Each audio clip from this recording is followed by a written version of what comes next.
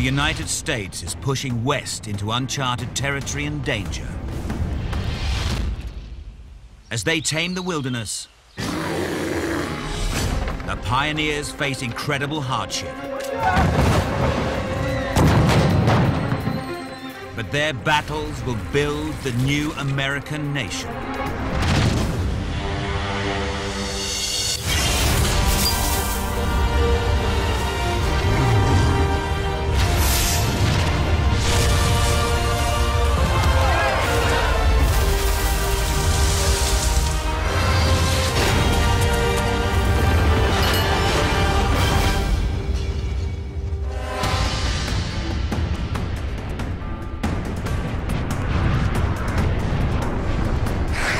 $300 million years BC.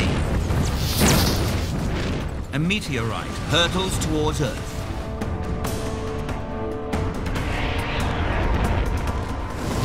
It strikes the Appalachian Mountains with the force of 100,000 atomic bombs. The 5-mile crater it leaves behind creates the Cumberland Gap, which becomes a gateway to the West. I think Americans have always been pioneers. For a nation of adventurers and explorers. We are always moving forward, and we're always dealing with problems, not ignoring them.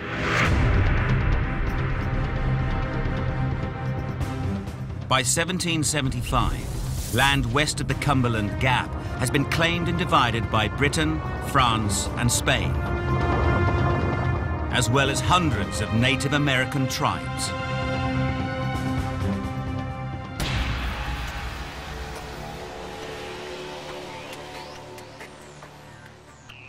But the strongest claim to this fertile land belongs to whoever conquers it. Riches, too, thousands of tons of gold and silver.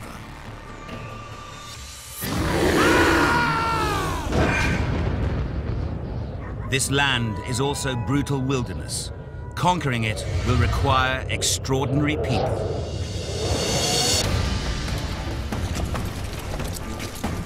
In March 1775, explorer and frontiersman Daniel Boone pushes west.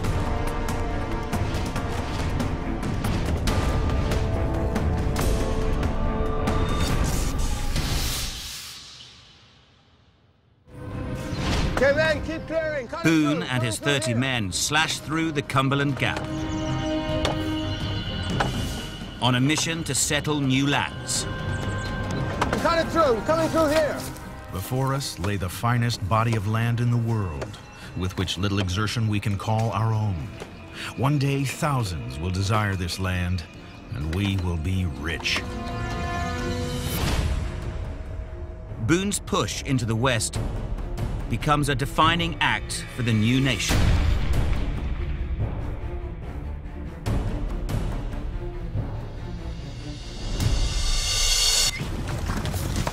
The British king has outlawed any Western expansion.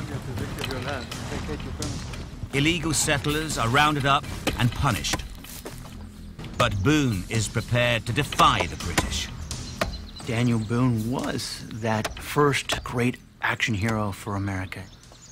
America wanted to see itself that way, I think. They wanted to see themselves as fiercely independent, very capable, and willing to go places most human beings wouldn't have gone. Come on, man, this way. Boone and his men take no supplies. Come on, come on! They survive from the land, using bear grease as insect repellent and wasp larvae as food. Come on, come on! Boone records in his journal, We're exposed daily to peril and death amongst savages and wild beasts, but nature satisfies all we need. Few experience the happiness we feel here in the howling wilderness.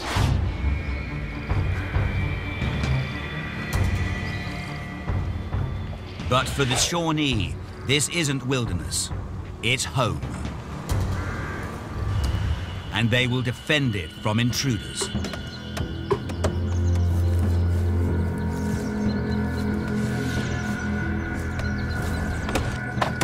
Good work, John. Good work. These areas that seemed like wilderness to the Americans weren't wilderness to these American Indian people. That was just their lands. Daniel Boone and the Shawnee have a history. Only the year before, they kidnapped his eldest son, James, and tortured him to death.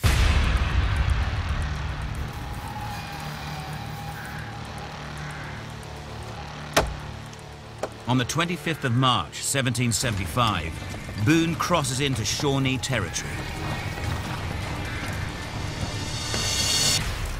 In the mountains for over 8 days. We were able to survive on this slippery island for 8 days. We're none of you.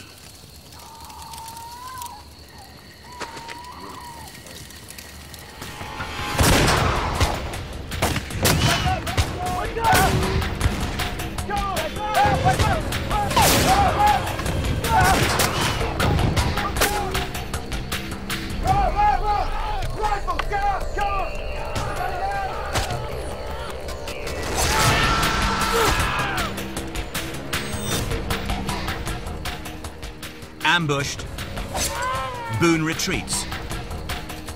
2 of his companions are scalped and slaughtered.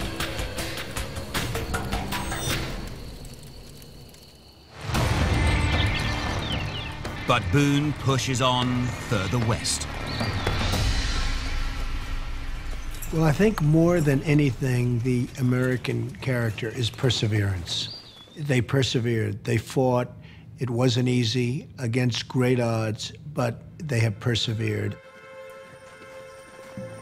Boone's friend and companion, Felix Walker, writes, "He conducted the company through the wilderness with such bravery. Indeed, he appeared void of fear, with too little caution for the enterprise."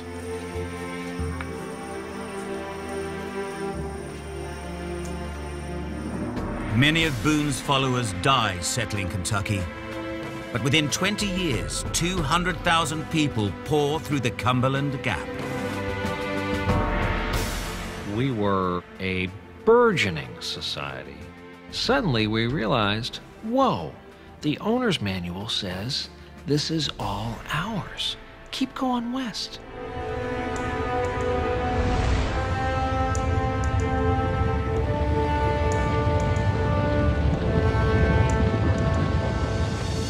In 1803, the new nation expands westward with one of the biggest property deals in history. US President Thomas Jefferson buys the vast Louisiana Territory from Napoleon of France. 500 million acres at 3 cents an acre. It doubles the size of the United States and triggers a new wave of exploration.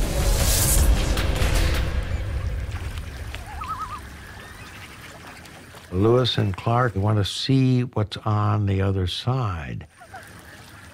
Given a mountain, we want to climb it.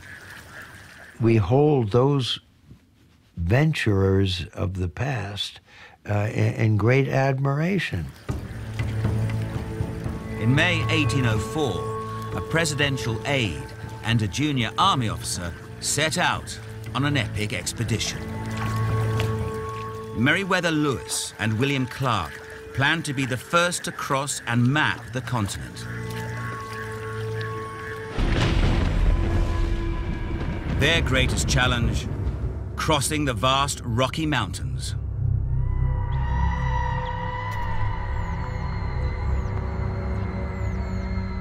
No one expects the Rockies to be 90 separate mountain ranges, 4,800 kilometers long.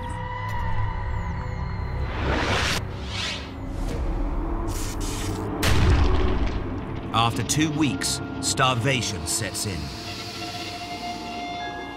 They eat any plant they can find. Next, they eat their horses.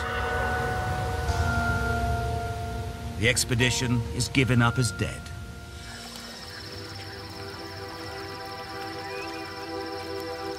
But they survive and they owe their lives to a 16-year-old Native American girl.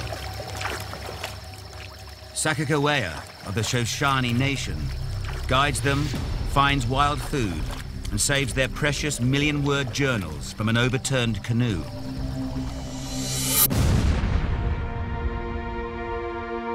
In December 1805, William Clark notes in his journal, Ocean in view. Oh, the joy. they are the first US citizens to reach the Pacific Ocean overland. Lewis and Clark's remarkable expedition discovers 300 species of wildlife, transforming science and agriculture, and triggering a new rush into the unknown.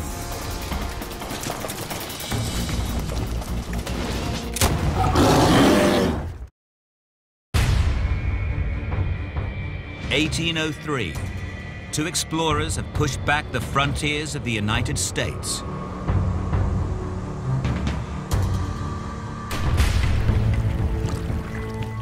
Lewis and Clark's expedition through the Rockies has also uncovered a route to the West's most valuable commodity: beaver. Their pelts are traded by Native Americans for guns, knives, salt, and they're a high fashion luxury for the rich. In Europe, beavers have been hunted to near extinction. But in the Rocky Mountains, they number in the millions.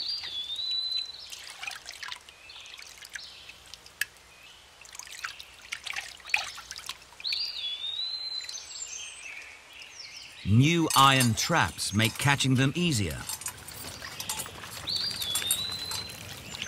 Baited with the beaver's own scent glands, the animals are drawn to their deaths.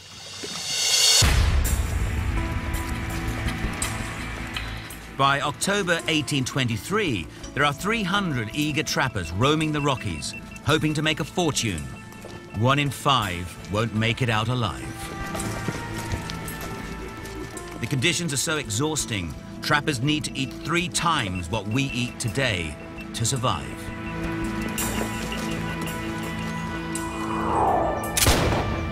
Jedediah Smith is the most successful hunter in the Rocky Mountains. 24 years old, he walks up to 1,600 kilometers each year, traps 600 pelts in a season, the equivalent of 3 years' average pay back east. A devout Christian, he doesn't drink or smoke. His Bible and his gun are constant companions. He's also astute and works with the Native Americans. The Crow show him ancient shortcuts, sell him horses, nurse his sick men back to health.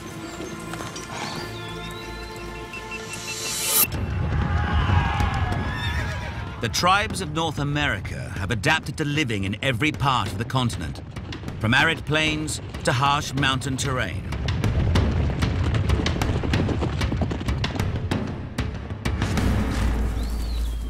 Jed Smith uses their knowledge and his skill to open up the West for vast fur trapping profits. But it will almost kill him.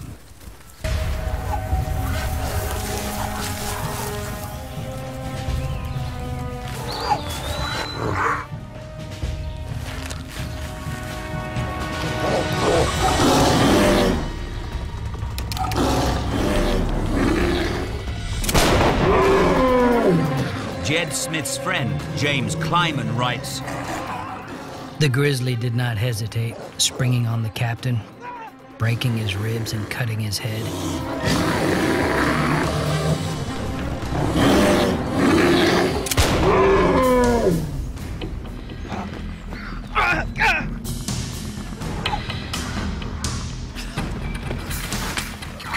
This gave us a lesson on the character of the grizzly, which we did not forget.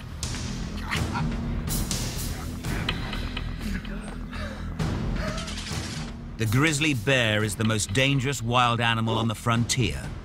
Up to 3 meters tall, they can weigh 450 kilos. In early 1800, 100,000 roam the Rockies, 50 times more than today.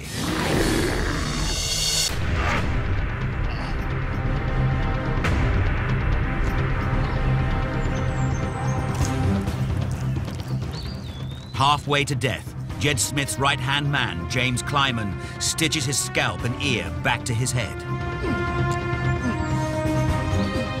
I put in my needle, stitching it through and over, laying the lacerated parts together as nice as I could. There was an amazing sense of confidence as part of that American spirit that doesn't even think about failing.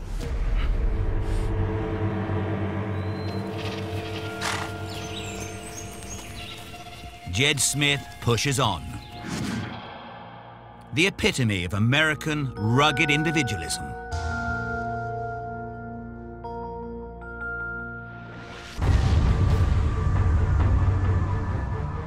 The trails he forges become settler paths and wagon trains.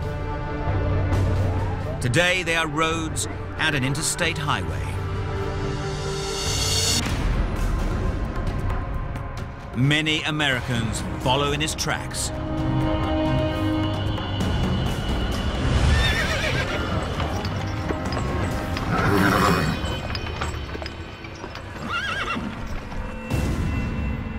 May 1846. Thousands of men, women and children, riding, walking, pushing. They're heading for a new life 3,000 kilometers away. It was a land of opportunity. You can make of yourself what you want. You're only held back by your own desires. Germans, Belgians, French, Catholics, Presbyterians, Mormons. One of the world's great mass migrations begins.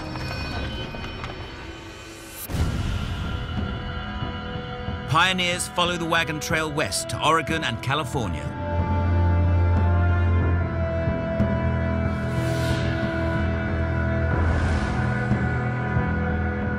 Like the frontiersmen before them, their journeys will become another part of American mythology.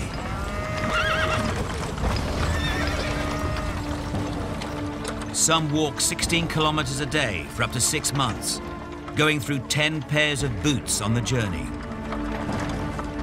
Half are children, 1 in 5 of the women are pregnant. Families sell farms, saving for an average of 5 years to join the exodus, risking everything.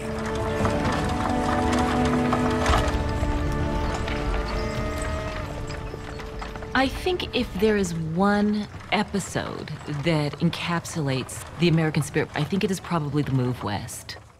Whip those mules and horses and cross those rivers and cross over those mountains to the unknown and say, I'm leaving everything behind. I'm leaving everything that I know behind to reinvent myself.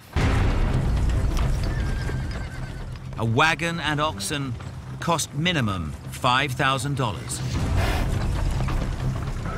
But it buys a complete life support machine. The wagons carry nearly 500 kilos of supplies and the basics for a new life in the West.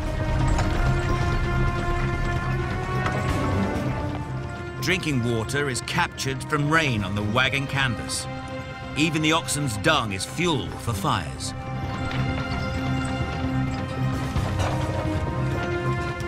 But they also need cash.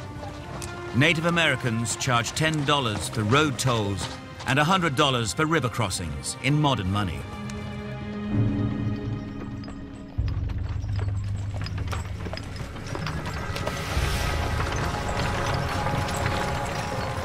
$20,000 Americans will die reaching the West. 10 graves for every 1.5 kilometers.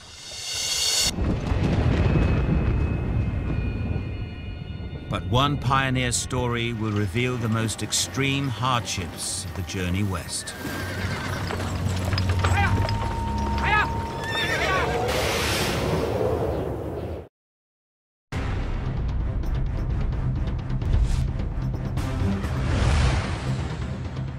June 1846. A wagon train heads west. Its leader is George Donner. Good luck. We'll catch you when we break camp. That's good, ja. Danke. Good, now push! His wife, Tamsin Donner, is a school teacher. Straws? Yes. Okay. Okay. Okay. But on the trail, women must turn their hands to anything. The Donner Party are halfway across the blistering Wyoming prairie, far away from the nearest doctor with barely any water. Good. Yes. Okay. I think the women who came across America in the early days must have been made up of the strongest fiber possible. It's unimaginable. Good. Yes. Ein Junge. Junge. Ja, ein Junge. Ludwig. Danke, Fräulein. The child's mother and father are Philippine and Ludwig Kesselberg.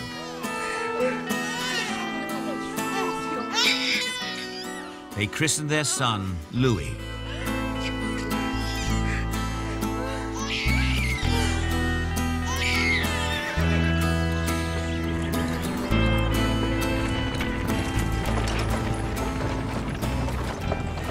The journey is tough, but the going's good.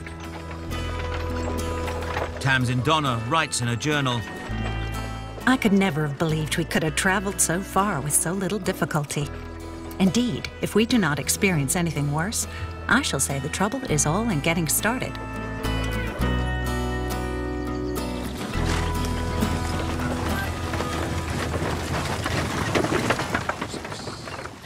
But as leader of the wagon train, Tamsin's husband, George Donner, is aware there's one final obstacle to their journey.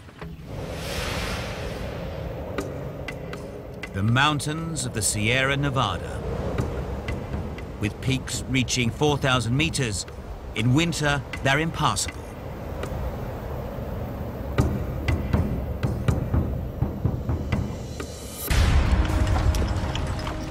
As the Donner Party approaches Utah, George Donner makes a fateful decision, leading a splinter group off from the main party.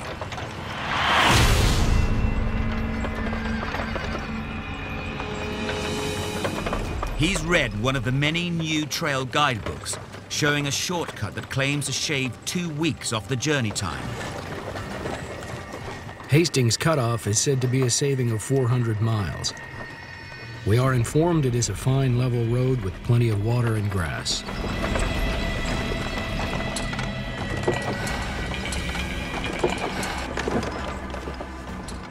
But Donner's information is wrong.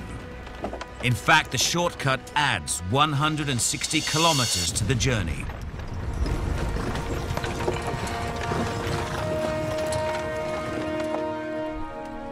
High in the Sierra Nevadas, the Donner Party enters the Truckee Pass.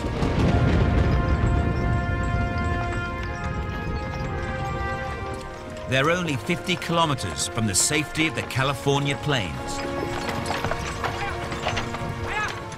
But supplies are dangerously low, and traveling through the mountains is taking its toll.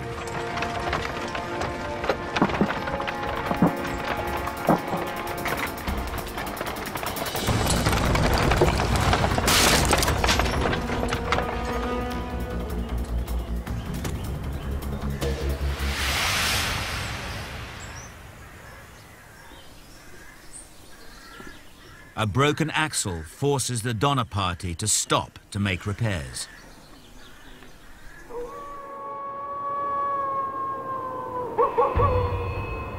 But that night, 1.5 meters of snow falls. Soon the drifts are nearly 20 meters deep.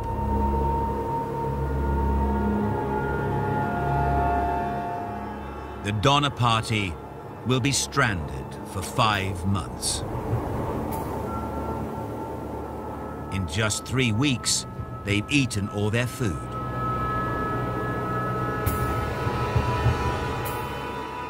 Then they kill their pack animals.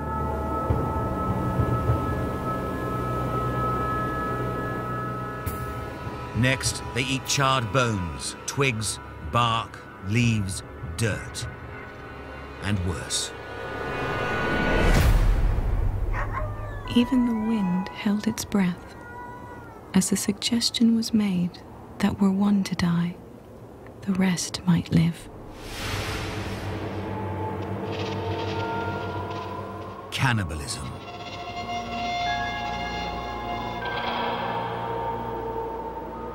Christmas, 1846. They eat their first human. Bodies are cut up, flesh labeled so people don't eat their own relatives.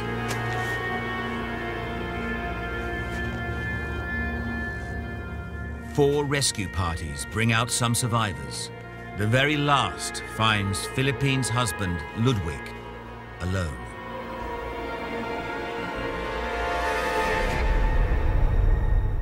He is surrounded by bones, entrails, and a 2-gallon kettle of human blood.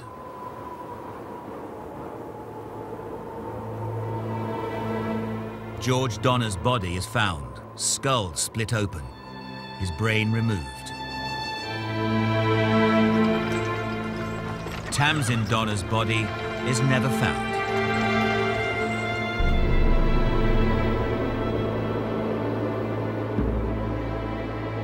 The pass is renamed the Donner Pass, a testament to the hardship of the pioneers' push west. Today, it's the Lincoln Highway.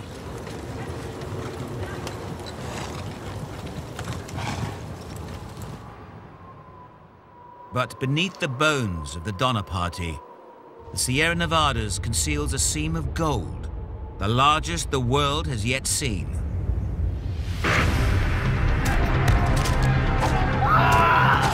Gold fever is about to change the West and the people heading there.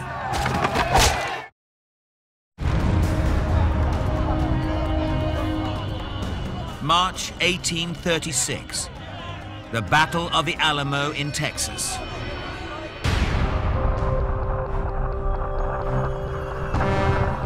The United States' runaway expansion has brought it into conflict with the Mexican Empire.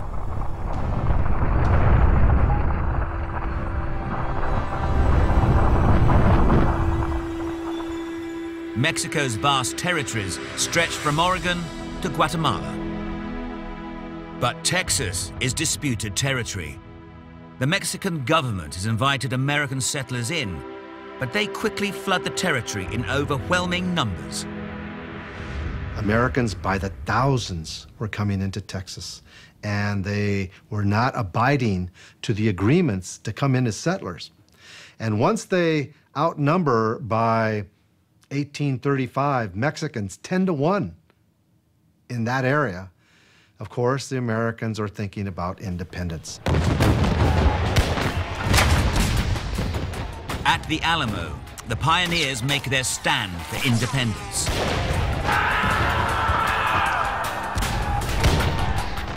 In an old Spanish mission, 200 American settlers are under attack.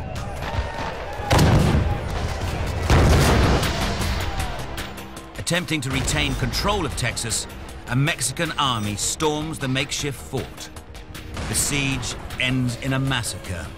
186 defenders dead. At the Alamo, brave men like Davy Crockett become heroes and martyrs. Women and children are spared and sent back home to spread the message, don't come.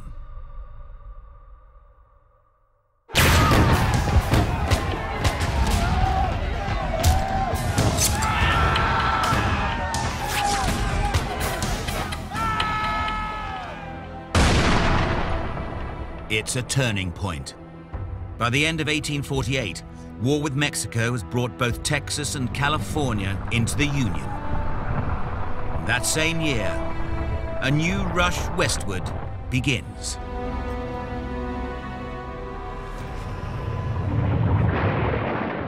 It's triggered deep within the Earth, where over millions of years, vast geological forces have created gold.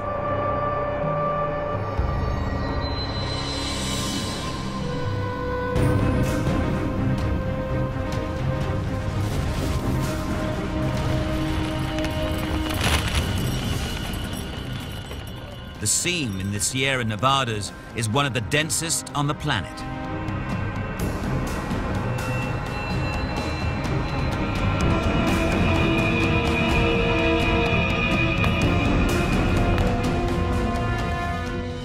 In 1848, carpenter James Marshall finds a 3-ounce nugget in the California River. 2 months' pay in his hand, but billions of dollars beneath his feet. News of Marshall's discovery spreads to every corner of the world.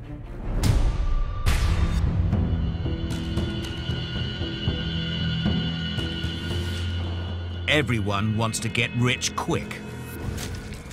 Within a year, 100,000 desperate amateur prospectors flood the Sierra foothills. It was the American dream distilled to its essence. Take yourself and go out and try and make a success of it.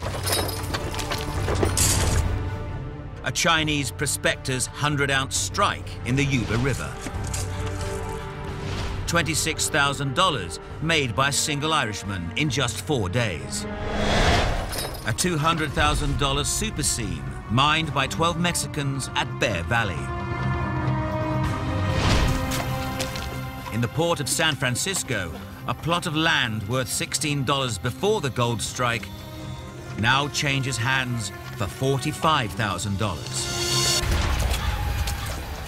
In 2 years, the population of California explodes from 15,000 to 100,000.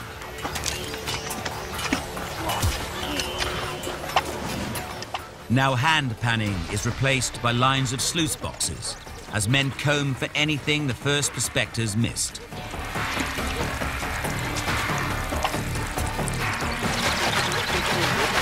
The price of living rockets. Picks, pans, and shovels go from a few cents to $10 apiece. Breakfast costs 10 times what it does back east, but still the people come.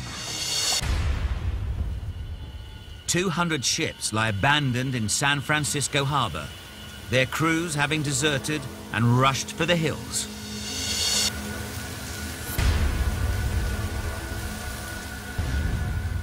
After a journey of nearly 10,000 kilometers, and now without money and on foot, Belgian Jean-Nicolas Pelot writes, "We crossed 200 miles of wilderness, full of Indians, bears, panthers, wildcats, snakes of every kind." The first thing he finds isn't gold, it's graves. 200 of them. Prospectors cut off by rains in the foothills who've starved to death. Approaching, we realized animals of some kind had dug up the bodies.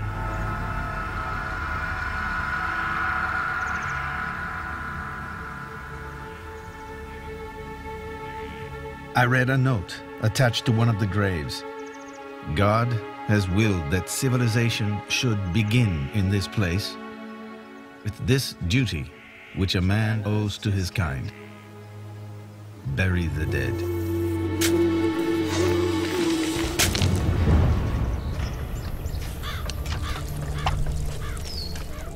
Pelot does find gold, but never in the quantities that he dreamed of. As the gold fields are picked clean, tensions rise. Times get tough. After just 6 years, the gold rush is over. I think that there is that Western mentality of prospecting, try and fail, and the fact that you tried is worthy in and of itself. Of the 300,000 who rush to find gold, less than 1 out of 100 strike it rich. But fortunes are made by the merchants and landowners who supply the miners. From dirt and dreams come the great cities of California.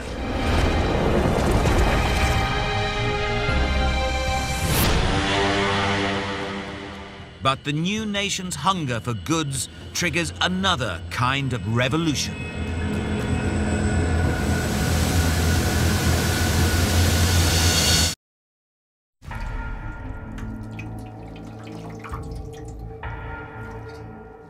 October 1818. A 9-year-old boy comforts his mother as she lies on her deathbed.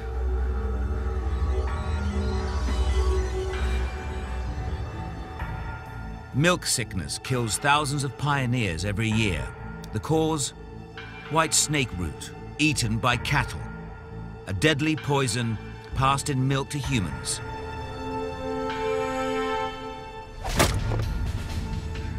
At 18, the boy becomes a man. But he has been working for years, battling for existence in this harsh environment.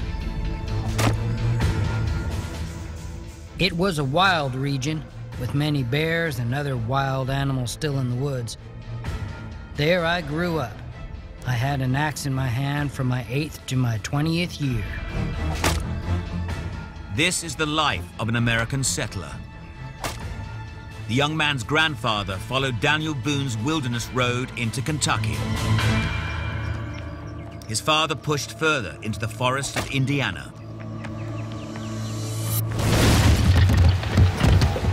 Settler families live in basic single-room log cabins, sometimes housing 10 or more. The wilderness provides everything.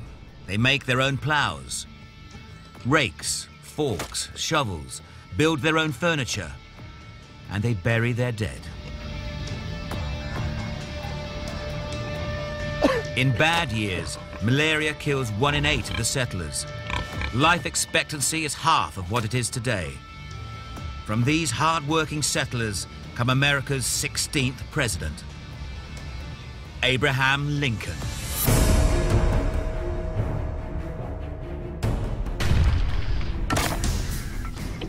If you work hard, you can do anything you want to do. The possibilities are endless. To me, that was the American dream as a kid. Lincoln's family, and thousands like them, settled the West in 4 generations. President Thomas Jefferson thought it would take 1,000.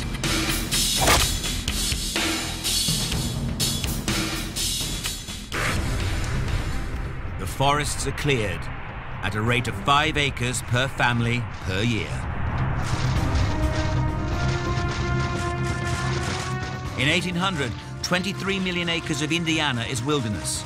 In 60 years, it's tamed, flat, fertile farmland.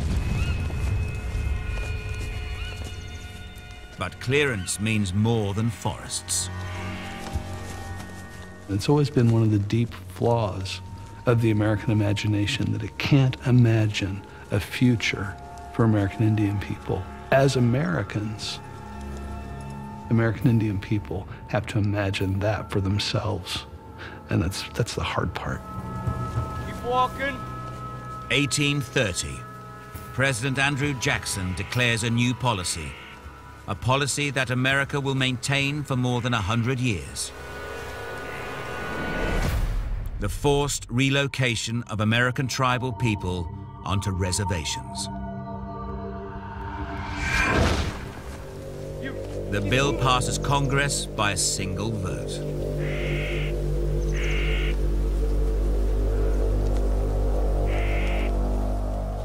Chickasaw, Choctaw, Creek, Seminole, Cherokee, all forced off their lands at the point of a bayonet.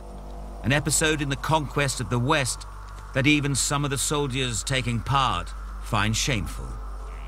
U.S. Army Private John G. Burnett writes, "The sufferings of the Cherokee were awful. The trail of the exiles was a trail of death.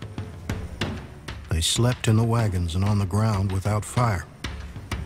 I saw as many as 20 die in a single night of pneumonia, cold, exposure." Move along. Move along.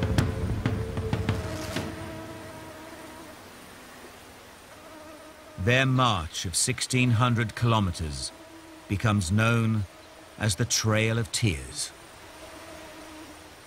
It's a shameful act in American history, and it's in its own way sort of an iconic act because it really symbolizes what happened to the Native Americans.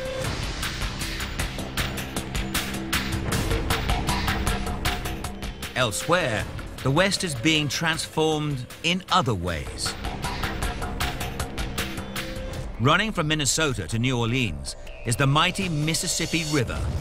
3,000 kilometers long, is fed by rainfall from 31 states. It's a lifeline connecting the West to the outside world. If roads exist, they're muddy tracks. This is the only trade route that allows settlers to sell the produce they've sweated over. A huge amount of goods are shipped out, but they're shipped out in this most nickel and dime way. A farmer will build a flatboat, fill it up with hogs, sassafras root, ginseng root, tobacco, whatever it is you grow, put it on the flatboat, use the power of the Mississippi to drift you down to sell them along the riverbank. At the age of 19, Abraham Lincoln makes his first trip down the Mississippi on a simple raft. The current is too strong to return upstream. The primitive flatboats are simply sold as lumber in New Orleans. Farmers then have to walk up to 1,000 kilometers home. But on his first journey, Lincoln sees the future.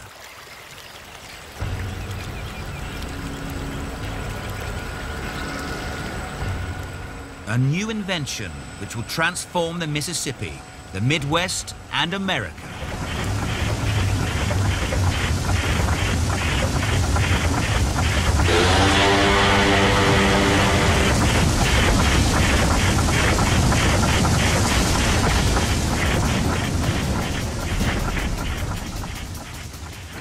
The steamboat was the 19th century's time machine, just as surely as the airplane was the 20th century's time machine. It shrunk distance. By shrinking distance, it enabled commerce. Even upstream, steamboats can travel 80 kilometers a day, 8 times faster with 8 times the cargo of a raft. The early models are dangerous. More than half explode. But their number triples every decade. They make the Midwest America's economic heartland.